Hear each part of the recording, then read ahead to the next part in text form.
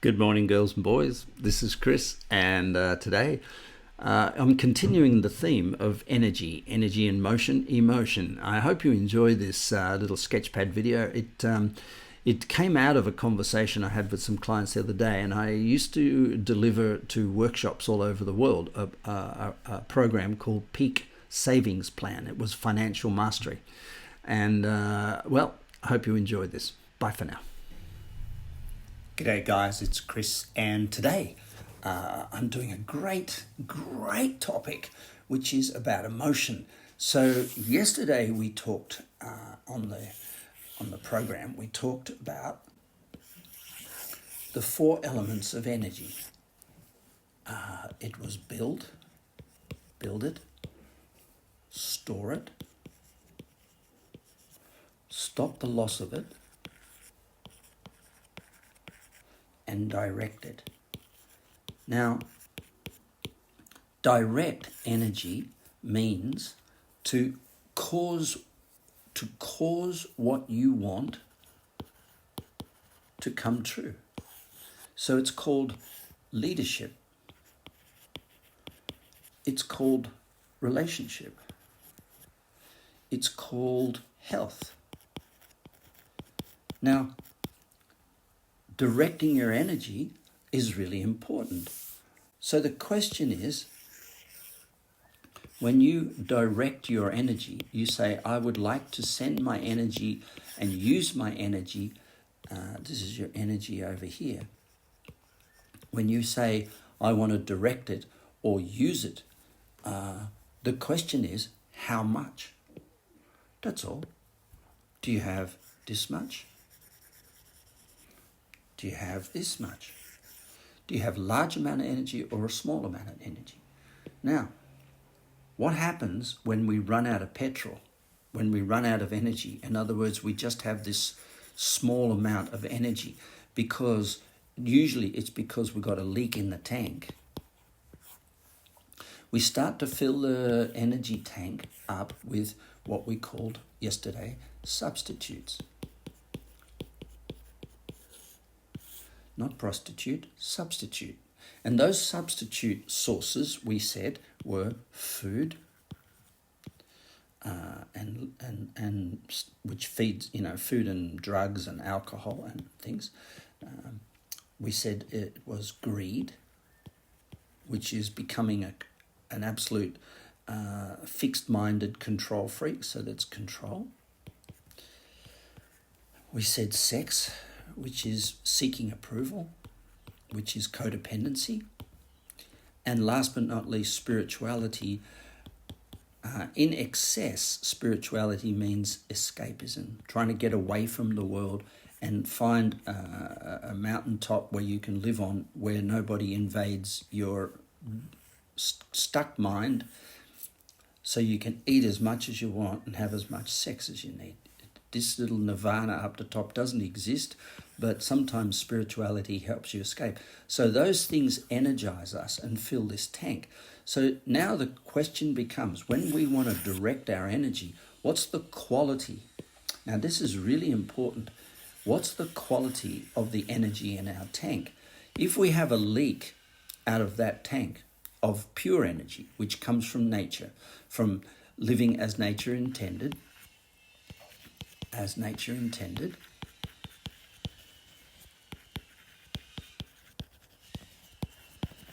that's our mission here, to live as nature intended, then there's no leak.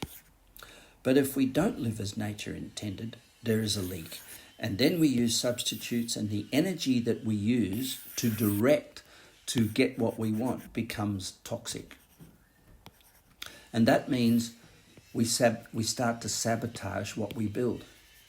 So the leader starts to fall from grace. The partner starts to feel unattracted to their partner. Things start to come undone. It's not the lack of energy. We can say, wow, I feel energized today. It's the quality of that energy. So today I want to talk about this segment here. I want to talk about leaking. Energy. And the greatest source of leaking energy. The greatest source, without any shadow of doubt, is emotion. So we have about 1 hour of adrenaline in our body per day. And when we live in fight-flight, we are using up that 1 hour a day and then more. And where does that extra, when we say my work life, or my financials, or my relationship is in a got-to state of mind, the question you're going to be asking yourself all day, every day, is where do I get the adrenaline, the chemicals, to feed this massive emotional charge? Remember, fear and guilt drive the bottom of the got-to pyramid. Now, we can elevate ourselves to should, which is, read books about how we should behave and we shouldn't. We learn about martial arts and how we should and shouldn't do things. We can read it in a book, how we should and shouldn't. But that's as adrenaline sucking as got to. So got to, and no matter, even if we're meditating, if we're in any of the 7 areas of life, in a got-to state of mind, in other words, down at a 1 or a 2, in a got-to state of mind, even up to a 3, we're in adrenaline. So we could have spiritual 7, mental 10, relationship 10, career 10, financial 1, social 10, health 10. We could be 10, 10, 10, 10, 8, 10, and only have one area of life, our financials, in a 1, to cause us to need to milk adrenaline into our body, because at some part of our mindset is functioning at the bottom of the cone in got to, and that is going to happen all day, every day in the subconscious. So the subconscious mind is really important, because if you measure your day and you see yourself down at 2s, 3s and 4s, down at 1s, 2s and 3s, and even up to 4s, down in the bottom of the pyramid, you know that one area of life is killing you. Because if you use more than 1 hour of adrenaline a day, you're sucking petrol out of the physiology of your body, and you're causing a chemical reaction across the cells of your body that's going to cause you to get sick. So when we're working to balance all 7 areas of life in coaching, it's not just because it's a good idea to be balanced and blah, blah, and blah, blah. It's because if you don't, it's going to kill you. So it's life and death. And Paul Bragg, who invented health food shops and has a great fasting program on his website, he's now passed away, but his daughter runs the website. Paul Bragg used to say most people die from slow suicide, and the statistic is 90% of people do not die of old age. So in other words, 90% of people in the world are functioning in the 7 areas of life somewhere in the bottom of the pyramid. Somewhere they're stuck in got to or should. They could be a religious fanatic. They could be an extremist. They could be an adventurer. Although as an adventurer, they won't last long in a got to state. They could be a person who's just hooked on a gym junkie, a yoga junkie. It doesn't matter. Whenever we're in a got-to state of mind, we're in the bottom of the pyramid. So it's not just for the sake of being a happy citizen and a cool person at work that we look at evolving our consciousness. and balancing the 7 areas of life. So let's now talk about emotion. So if we say purpose and gratitude takes us vertically up the consciousness cone, if this is where we want to operate in our day with zero adrenaline, so we save it and we don't therefore need it, if we want to operate in the top, what we realize is the thoughts we have to take us from the source, which is the fire, the anger. The source of all energy is in the fire, the anger, the sun, if you want to call it. The sun comes into our body, but it comes in raw, and it has to transmit itself or transmute itself and actually become more rarefied or purified. So it becomes more like a laser versus volcanic lava. So lava and laser beams may have the same energy. Molten rock is a lot of power in that. So the question is, how do you get energy from the bottom of the pyramid, from its source, from food, from exercise, from sunlight, from love, from joy? How do you get this raw energy all the way so that it expresses itself in this top cone? So we live long, we do well, we lead well, and we're a great example in the world. Well, the first thing is we have to prevent it going where it wants to go. And where it wants to go is emotion. So every reaction we have, whether it's good or bad, causes our energy to go sideways. It goes into emotion, right versus wrong, good versus bad, pleasure versus pain, self versus other. So all of these polarities drive emotion backwards and forwards across. And so the petrol can come into our body from the source, comes in, and then instead of going up into thought, powerful manifesting directive energy that we can direct into causing what we want, what it does, it gets caught and starts becoming emotion. And what we talk about a lot about emotion, that if you make a stand, I think this is right. Because the law of balance, someone in the world must make an oppie stand. So every effort you make to change something as a radical or a revolutionary in a positive way, somebody is born on this earth to actually make the opposite stand in the opposite way. And you see this a lot with couples, but you also see it with countries, you see it with political parties, you see it all over the planet. Of course, it's a universal law. Balance exists. But let's just look for a minute at as how we can talk about emotion in a different way. Let's just say hypothetically, let's draw you here. Let's just say hypothetically, you have every month, every month, 3 times 1 month,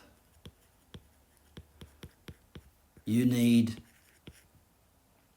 $3,000 to pay your bills. Therefore, what you could say, you've got to have $3,000 a month, otherwise you're in panic.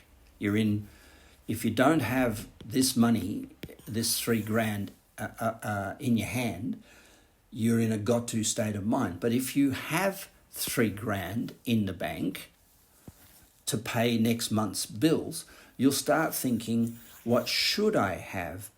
And what you should have is 3 more months in the bank equals, so if it's $3,000 a month, this needs to be a total of 9.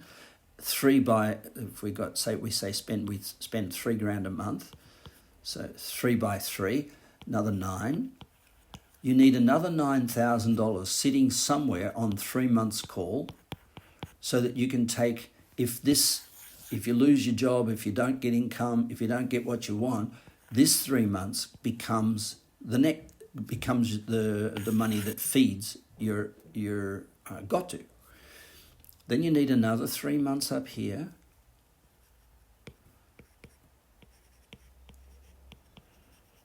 On 3 months call. Now this money here might be bonds or it might be government, but the thing is about money at the need to level is that it shouldn't be a penalty, no penalty for withdrawal. Because let's say if you have real estate, if you buy a property and you're paying a mortgage up here, and suddenly this thing that you need to activate your emotionally charged financial savings plan. If something goes wrong at the bottom and the cards start to fall on each other, and you have to liquidate your property to get 1 month equals another 9,000, then if you have to liquidate that within 1 year, you may not be cashing out of your property at the exact right time. So sometimes we might say, here's where property lies. So, and then there's a 3, and then there's a 3. Now, if you're starting your own business, here's where the money comes from. Here. If you're going to buy a new car, here's where the money comes from, up here. Here's where maybe a new lounge suite comes from. This structure gives you, in the 7 areas of life, the ability not to be caught up getting into a got-to state of mind. Now, what happens in the financial area? Now, what we've said before, if you've got a 7 areas of life, and you're doing so well at work, so well in your relationship, so well in your health, so well in your social life, so well in your mindset, so well in your spirituality, but your financial is not built on a pyramid of security, then no matter how much money you get, you're still in a got-to because you don't have 3 months cash in case something goes wrong. So in the subconscious mind, you're always going to be, I've turned it off. Here we go. Subconscious mind, you're always going to be in an adrenaline state. And this is going to be catching fire underneath the surface, making you nervous, making you agitated, making you angry, making you disappointed, making you sensitive, making you less available, making you sick. So it's important when we talk about financial and investing in property to make sure that we're not investing in property and making ourselves go into a got-to state of mind. This 3 months' money must be in the bank in cash, and it can't be used for a daily basis. This is a bank account sitting way over here somewhere. And this money here needs to be over another bank account, which is a 3 months term. And you can say, I can get more interest for this. I can get more interest for that. But if it's unavailable to you to withdraw it, it's not on hand. And therefore, it creates in you an emotional nervousness about today's income. So this is how we take, one of the things we do to stop the loss of energy down here. One of the things we do is we make sure we have a financial plan, which is really, really, really important, that takes us out of any sense of emotional charge. So we don't invest all our money back into the business. We don't buy property with our last dollar and therefore be begging for income. We don't live month to month. We don't do all the things financially that would cause us to lose energy and therefore be in the world of substitutes when we build. When we build energy with substitutes, you can't store it because it's bad energy. When you go to direct it, it's got noise. And so we don't really come out, and directing energy is who we are in the real world. People know us. And if we've got noise in our stored energy, if we've built energy with substitutes, if we're losing energy like this and we have to use more and more substitute fuel to fuel this model, then people will know us as a hyperactive, nervous, untrustable, unreliable, emotionally charged leader. And that ain't going to work because people won't trust it. This is Chris. You have a great day. Bye for now.